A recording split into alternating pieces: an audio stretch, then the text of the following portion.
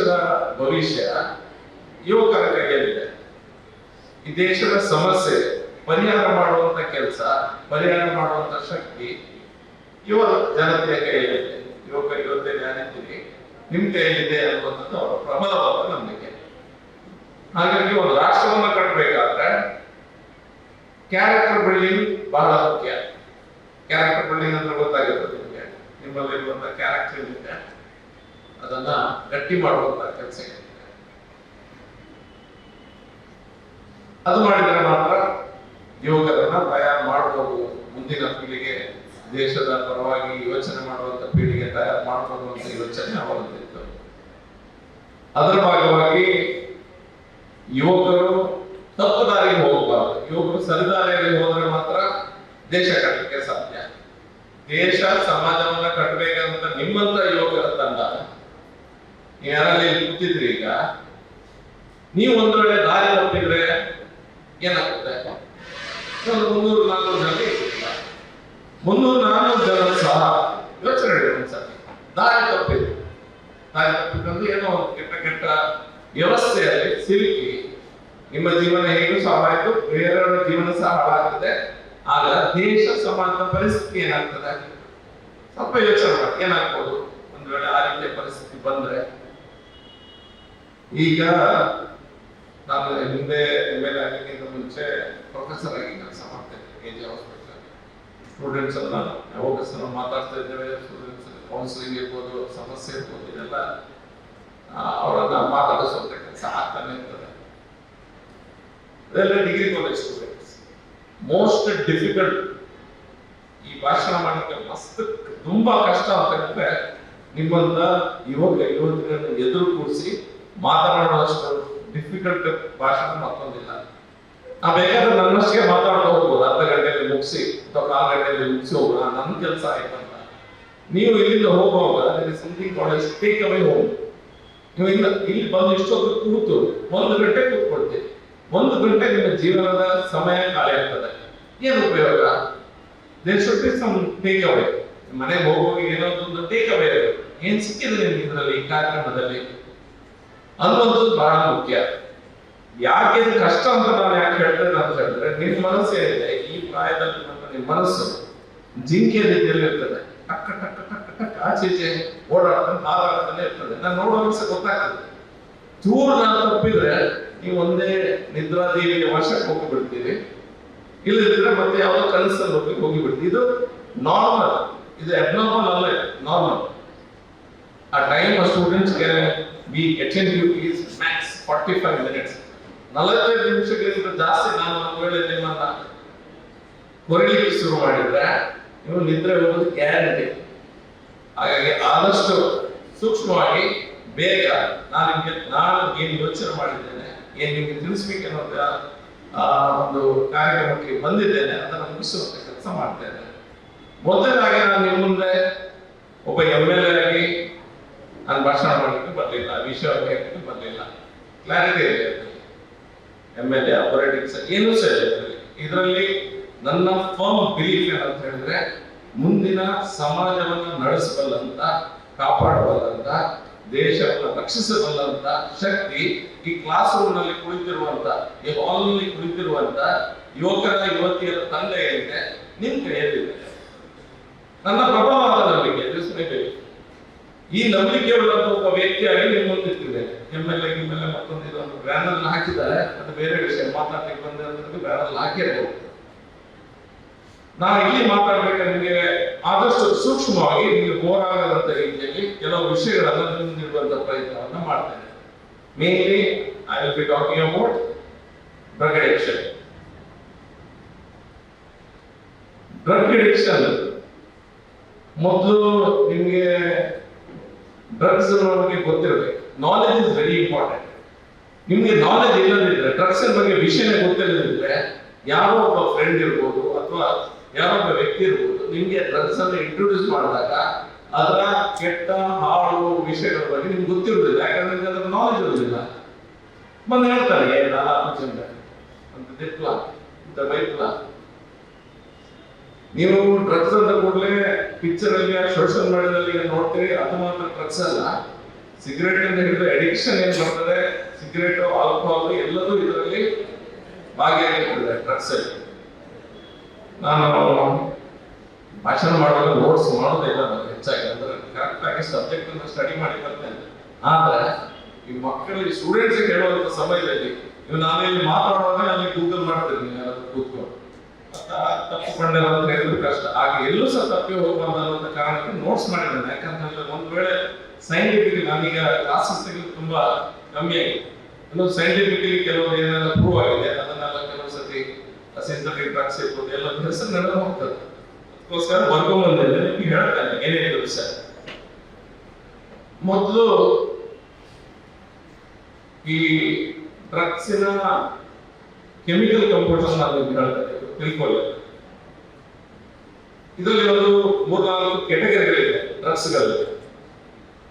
ಈ ಕೆಟಗರಿ ಹೇಗೆ ಮಾಡಿದ್ದಾರೆ ಅಂತ ಹೇಳಿದ್ರೆ, ಆ ಡ್ರಗ್ಸ್ ತಗೊಂಡ್ರೆ ಏನ್ ಎಫೆಕ್ಟ್ ಆಗ್ತದೆ ನಿಮ್ಮ ಮೇಲೆ ಅದರ ಮೇಲೆ ಕೆಟಗರಿ ಮಾಡಿದ್ದಾರೆ, ಆಯ್ತಾ. ಒಂದು ಡಿಪ್ರೆಸೆನ್ಸ್. ಡಿಪ್ರೆಸೆನ್ಸ್ ಏನ್ ಮಾಡ್ತದೆ? ಡಿಪ್ರೆಷನ್ ಮಾಡ್ತದೆ. ಡಿಪ್ರೆಸೆನ್ಸ್ ಏನ್ ಮಾಡ್ತದೆ? ಡಿಪ್ರೆಸೆಸಿವ್. ಡಿಪ್ರೆಸೆನ್ಸ್. ಡಿಪ್ರೆಸೆನ್ಸ್ ಯಾವುದಲ್ಲ? ಆಲ್ಕೋಹಾಲ್, ಒಂದೊಂದೇ ಹೇಳ್ತೇನೆ ನಿಮಗೆ. ಆಲ್ಕೋಹಾಲ್, ಕೆನಬಿಸ್, ಓಪಿಯಾಯ್ಡ್ಸ್, ಆಯ್ತಾ. ಕೆನಬಿಸ್ ಅಂತ ಹೇಳಿದ್ರೆ ನ್ಯಾಚುರಲಿ ಅವೈಲೇಬಲ್. ಗಾಂಜಾ, ಗಾಂಜಾದ ಡಿರೈವೇಟಿವ್ಸ್ ಬೇರೆ ಬೇರೆ ಇರ್ತದೆ, ಪುನಃ ಹ್ಯಾಶ್, ಹಶೀಶ್, ಬೇರೆ ಬೇರೆ ರೀತಿಯಲ್ಲಿ ಹೋಗ್ತದೆ. That is cannabis. ಅದು ಡಿಪ್ರೆಸೆಂಟ್. ಯಾರು ಅದನ್ನು ಯೂಸ್ ಮಾಡ್ತಾರೆ ಅವ್ರು ಸ್ವಲ್ಪ ಬಾಡಿಯನ್ನು ಸ್ಲೋ ಮಾಡ್ತಾರೆ, ಸ್ಲೋ ಮಾಡಿಬಿಡ್ತಾರೆ. ಆಲ್ಕೋಹಾಲ್, ಆಲ್ಕೋಹಾಲ್ ಯಾರು ಕುಡಿತಾರೆ? ನಿಮಗೆ ಆಲ್ಕೋಹಾಲ್ ಕುಡಿಯೋದನ್ನ ನೋಡಿರ್ಬೋದು, ಸಂಬಂಧಿಕರು ಅಲ್ಲಿ ಇಲ್ಲಿ ಏನೋ ನೋಡಿರ್ಬೋದು. ಆಲ್ಕೋಹಾಲ್ ನೋಡುವಾಗ ನಮ್ಗೆ ಅದೇನು ಸಮಸ್ಯೆ ಇಲ್ಲ, ಅದರಲ್ಲಿ ಅಡಿಕ್ಷನ್ ಆಗ್ಲಿಕ್ಕಿಲ್ಲ ಅಂತ ಬರ್ಬೋದು, ಅದರಲ್ಲಿ ಅಷ್ಟೇ ದೊಡ್ಡ ಸಮಸ್ಯೆ ಇದೆ. ಆಲ್ಕೋಹಾಲ್ ಯಾರು ತಗೋತಾರೆ? ಡಿಪ್ರೆಸೆನ್ಸ್ ಇದೆ. ಅಪೋಸಿಷನ್ ಏನು? ಅಪೋಸಿಟ್ ಆಫ್ ಡಿಪ್ರೆಸೆಂಟ್ ಗೊತ್ತಾ? opposite of depressant word is opposite. Stimulated. Say elevated.